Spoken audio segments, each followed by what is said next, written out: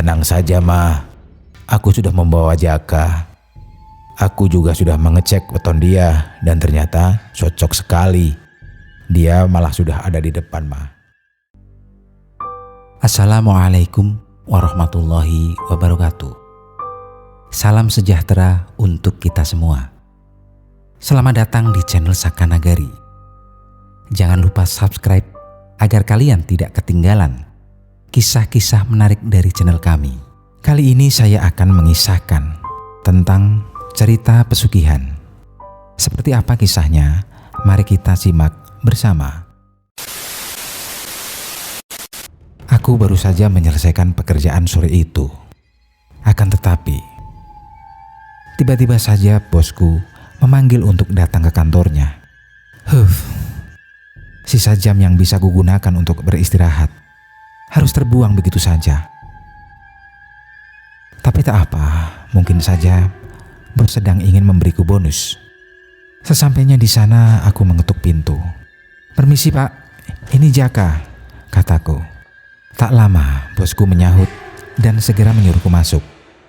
Sebelumnya aku belum pernah memasuki kantor milik bosku ini. Namun aku pernah mendengar rumor kalau di pojok ruangannya selalu ada dupa yang dinyalakan. Saat aku masuk, ternyata desas-desus itu benar. Bau dupa semerbak menghinggapi hidungku. Tak hanya dupa, aku pun sempat melihat ada semacam sesajen yang diletakkan di sebelah dupa. Tak ingin berprasangka macam-macam, aku lalu duduk. Jaka, setelah ini kamu ikut ke rumah ya. Ada barang yang harus diangkut ke pabrik besok. Pak Sulam sedang cuti, jadi butuh tambahan orang untuk mengangkut barang-barangnya ya, kata Pak Bos. "Baik Pak," balasku sopan untuk menunjukkan sikap pegawai yang baik. Aku lalu menunggu Pak Bos untuk menandatangani beberapa berkas untuk beberapa saat. Setelah selesai, aku langsung membuntutinya dari belakang untuk menuju mobil. Saat aku menaiki kursi penumpang, entah kenapa bau yang ada di ruangannya tadi sama persis dengan bau yang ada di mobil. Sebegitu enaknya kah bau dupa, sampai-sampai harus ditaruh di mana-mana, batinku. Meski kali ini baunya tak terlalu menyengat, tapi tetap saja bau itu sedikit membuatku tak nyaman. Pak Bos menginjak pedal dan aku pun hanya terdiam sepanjang perjalanan. Begitu pula bosku. Setelah kurang lebih 1 jam perjalanan, akhirnya kami sampai di rumah bosku. Rumah itu besar, tingkat 2 dan kelihatannya mewah. Saat ini aku menerka-nerka, apakah selera Pak Bos memang sedikit berbeda dengan orang lain?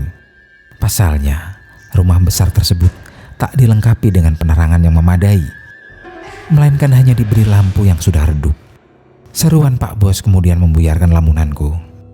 "Kak, ayo sini masuk," katanya. Aku lalu mengikutinya dari belakang.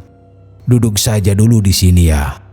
Saya mau memanggil karyawan," kata Pak Bos. Ia lalu pergi ke dalam rumah sambil berteriak kepada pembantunya untuk mengambilkanku minum.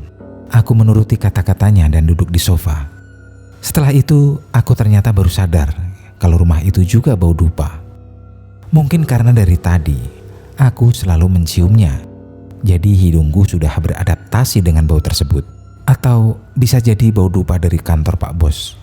Dan mobilnya tadi masih membekas di hidung sehingga aku masih menciumnya sampai sekarang. Entahlah, saat aku menunggu, aku bertemu dengan seorang perempuan. Melihat dari penampilannya, kelihatannya dia adalah seorang pembantu. Di sebelah ruangan yang lain, kelihatannya sih anak Pak Bos. Namun anehnya, anak itu tidaklah seperti anak normal.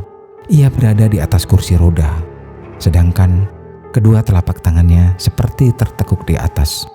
Kepalanya miring dan mulutnya terus-menerus mengeluarkan liur. Akan tetapi, meski kelihatannya tak berdaya, anak itu memakai baju yang mewah. Sementara di tangannya ada banyak gelang emas. Ada gosip yang mengatakan kalau memang ada anak cacat di rumah Pak Bos. Katanya, anak itu sengaja dimanjakan karena tuntutan pesugihan. Rumor ini semakin dilebih-lebihkan setelah mengetahui ada dupa di ruangan Pak Bos. Tapi setelah melihat anak itu secara langsung, aku malah menjadi prihatin. Orang-orang itu ngawur. Bosnya diberi cobaan begini kok Malah dirumorkan yang tidak-tidak, gumamku. Lama menunggu karyawan lainnya, aku jadi ingin kencing. Sementara itu, Pak Bos juga tak kunjung menemuiku di ruang tamu.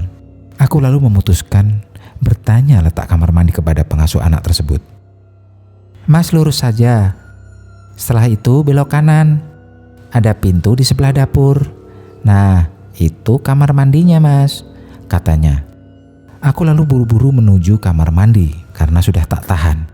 Namun, saat aku melewati sebuah pintu kamar, aku mendengar sayup-sayup suara Pak Bos yang sepertinya sedang membicarakanku.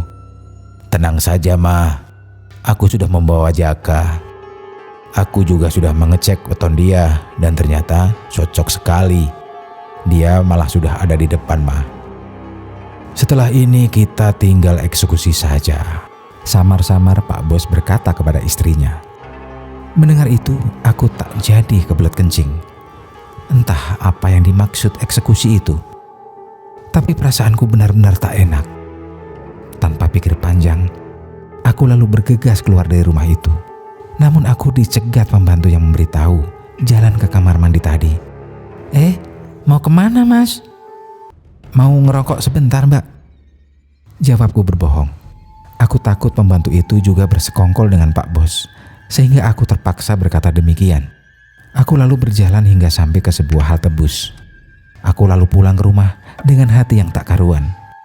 Ternyata rumor Pak Bos yang menggunakan pesugihan ternyata benar adanya. Sejak saat itu, aku langsung mengundurkan diri dari kantor tanpa meminta persetujuan Pak Bos. Aku tak ingin diincar sebagai tumbalnya lagi. Terima kasih masih bersama channel Saka Nagari. Silahkan tulis saran Anda di kolom komentar. Sekian dari kami.